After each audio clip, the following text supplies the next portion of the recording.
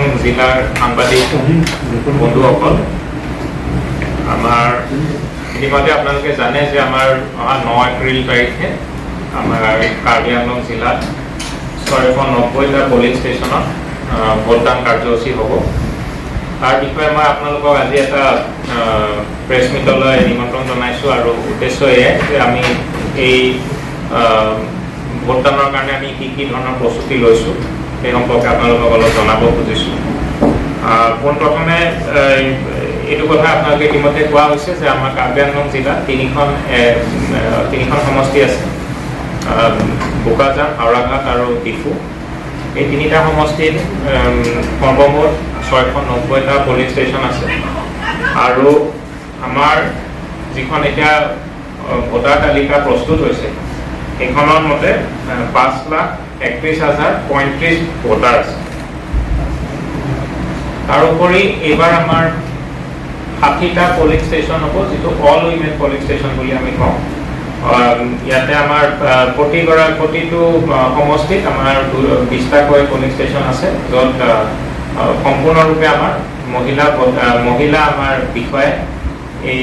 Polling ষ্টেচনটো চলাব। তাৰোপৰি আমাৰ ইয়াতে কেইটামান পলিং ষ্টেচন আছে যিকেইটাক আমি শ্বেডো পলিং ষ্টেচন বুলি কওঁ, অৰ্থাৎ ইয়াতে কোনো ধৰণৰ নেটৱৰ্ক নাই, মানে কোনো ধৰণৰ মোবাইল কানেক্টিভিটি নাই। ইয়াতে আমি এইকেইটা পলিং ষ্টেচনত আমাৰ পুলিচৰ ফালৰ পৰা Assam police radio' organisation APR ফালৰ পৰা বিশেষভাৱে VHF চেট দিয়া হ'ব, যাতে আমাৰ পলিং বিষয়াসকলে তাৰ পৰা ছেক্টৰ অফিচাৰসকলৰ লগত যোগাযোগ কৰিব পাৰিব আৰু ছেক্টৰ অফিচাৰসকলে আমাৰ কণ্ট্ৰল ৰুমৰ লগত যোগাযোগ কৰিব পাৰিব। তাৰোপৰি আমাৰ যিহেতু আপোনালোকে জানে যে এইখিনি অলপ দুৰ্গম এলেকা, কিছুমান এনেকুৱা এলেকা আছে য'ত পলিং ষ্টেচন এদিনত গৈ নাপায়, আৰু তেনেকুৱা আমাৰ 21টা পলিং ষ্টেচন আছে। তাৰ কাৰণে ডিছপেচটো আমাৰ অহাকালিৰ পৰা আৰম্ভ হ'ব। আমি সেইকেইটা পলিং ষ্টেচনত P-2 বুলি কওঁ। এই P-2ৰ 21টা পলিং ষ্টেচনৰ ডিছপেচ অহাকালি ৰাতিপুৱাৰ পৰা আৰম্ভ কৰিম, আৰু বাকী যিকেইটা আমাৰ পলিং ষ্টেচন আছে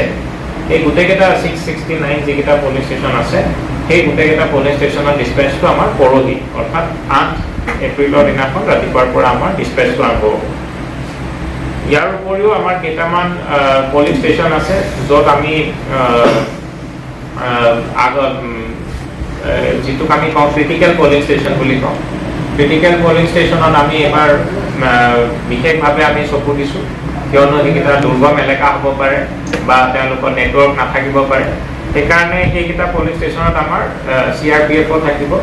পইণ্ট পলিং ষ্টেচনৰ লগতে তাতে আমাৰ মাইক্ৰ' অবজাৰ্ভাৰৰ ব্যৱস্থা কৰা হৈছে,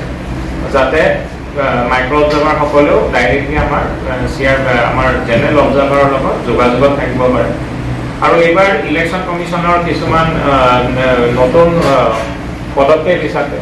এবাৰ 100% ৱেবকাষ্টিং হ'ব, অৰ্থাৎ প্ৰতিটো পলিং ষ্টেচনতে আমাৰ ৱেবকাষ্টিং থাকিব, লাইভ ৱেবকাষ্টিং হ'ব। আমাৰ ইয়াতে কণ্ট্ৰল ৰুমত লাইভ ফিডটো আহিব আৰু এটা ফিড আপোনাৰ ইলেকশ্যন কমিশ্যনৰ মিডিয়ালৈও যাব। কিছুমান যিকেইটা পলিং ষ্টেচন আছে য'ত আমাৰ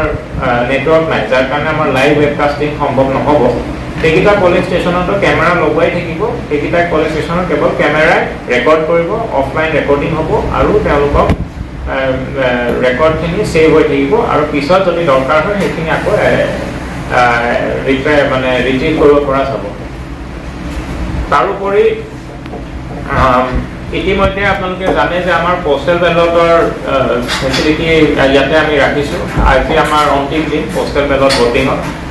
ইতিমধ্যে যোৱাকালিলৈকে প্ৰায় 2000মান আমাৰ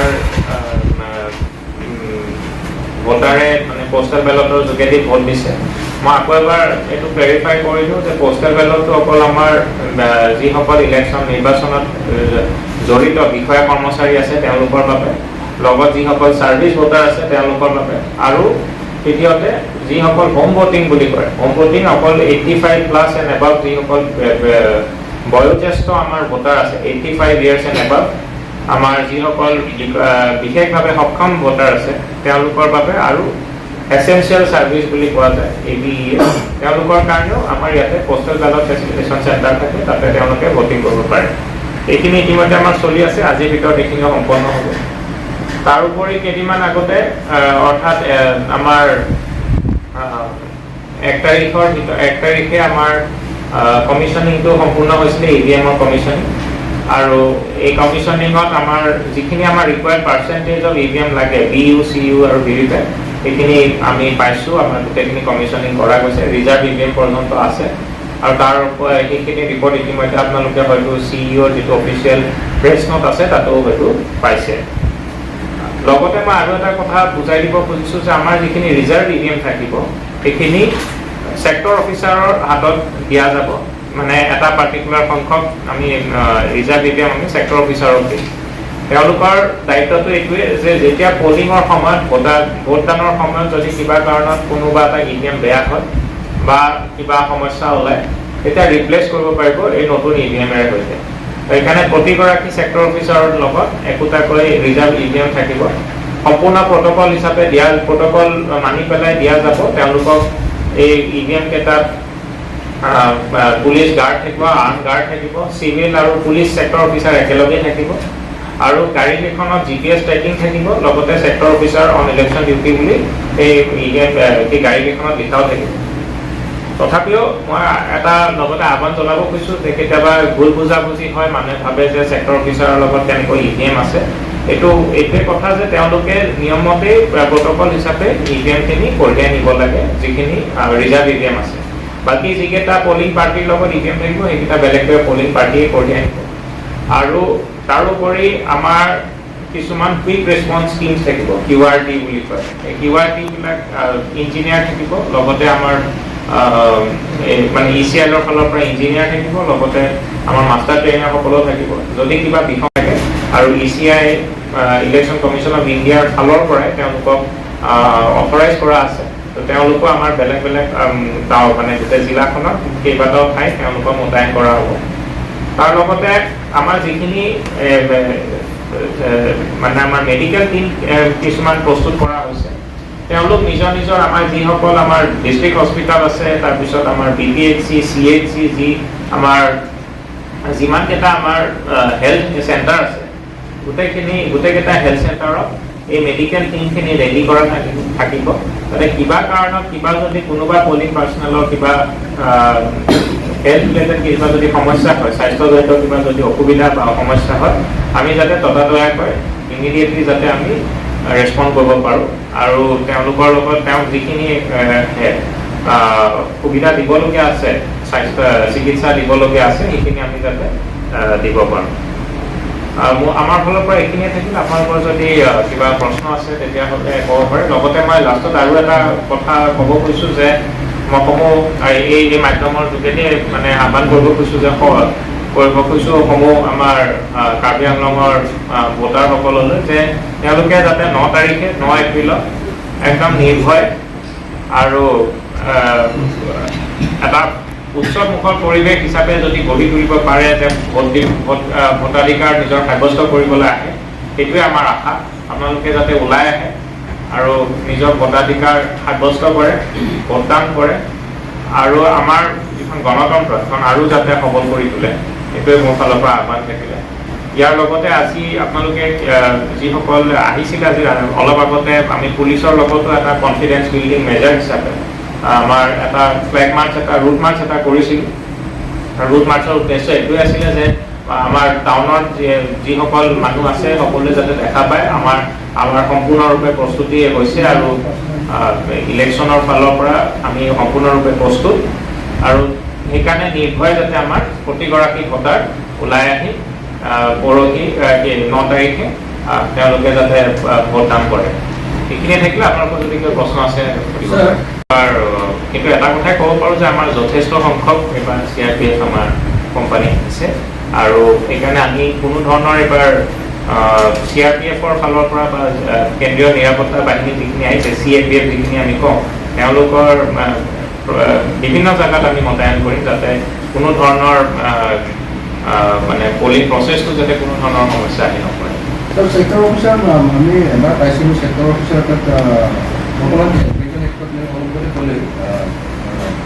পুলিচ পাৰ্চনেল কেইজন দিব সেইটো ডিছকাছ নকৰিব কিন্তু লাষ্ট টাইমত এনেকুৱা পাইছিলোঁ আমি বিৰলা ওচৰত ফিজটো আছিলে সেই EVM লৈ যোৱাৰ কাৰণে তাতে বহুত ডাঙৰ কৰিব নাছিলে তেতিয়া হ'বলগীয়া নহয়, আমাৰ চাফিচিয়েণ্ট ছিকিউৰিটি আছে আৰু আমি ছেক্টৰ অফিচাৰসকলকো এইটো কথা বুজাইছোঁ যে যেতিয়া তেওঁলোকে EVM লৈ আহে তেওঁলোক যাতে সদায় আৰ্ম গাৰ্ডৰ লগত আহে আৰু আমি এইটো ডাইৰেকশ্যনত দি আছে প্ৰতিগৰাকী ছেক্টৰৰ লগত দুজনকৈ আৰ্ম গাৰ্ড থাকিব আৰু তেওঁলোক সদায় পুলিচ ছেক্টৰ অফিচাৰৰ লগত একেলগে আহিব। এইবাৰ আমি পূৰা এইটো ক্লিয়াৰ ডাইৰেকশ্যন দিয়া গৈছে যে তেওঁলোকে যাতে অকলে ঘূৰি নুফুৰে, কাৰণ তেওঁলোকৰ লগত EVM থাকিব আৰু সেইটো কেতিয়াবা মানুহে ভুল বুজাবুজি হয়। সেইকাৰণে এইবাৰ ক্লিয়াৰ ডাইৰেকশ্যন এইটোৱে যে তেওঁলোকৰ লগত যিহেতু দুগৰাকী আৰ্ম গাৰ্ড দিয়া যাব, লগতে পুলিচ ছেক্টৰ অফিচাৰ থাকিব, সকলোৱে যাতে একেলগে আহে। ক্ৰিটিকেল পুলিং ষ্টেচনবিলাকৰ ক্ষেত্ৰত কিবা ৰিলেক্সেশ্যন থাকিব? ক্ৰিটিকেল পুলিং ষ্টেচনৰ ক্ষেত্ৰত এডিশ্যনেল আমাৰ CRPF এক্সট্ৰা থাকে, তাৰ লগত আমাৰ যে কেইটামান পাৰ্টিকুলাৰ ক্ৰিটিকেল পুলিং ষ্টেচন যিকেইটা আৰু দূৰত বা ৰিম'ট সেইকেইটা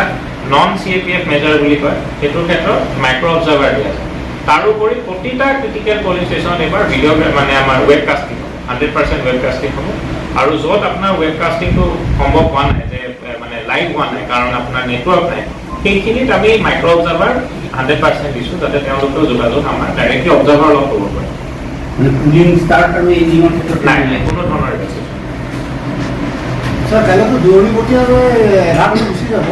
কিমান সময়ত পঠোৱা হ'ব তেওঁলোকক? কিমান সময়ত? কাইলৈ কিমান সময়ত পৰা পঠোৱা হ'ব তেওঁলোকক? তেওঁলোকক ৰাতিপুৱা 7টাৰ পৰাই তেওঁলোক ইয়াতে ৰিপৰ্ট কৰিব, তাৰপিছত আপোনাৰ EVM লৈ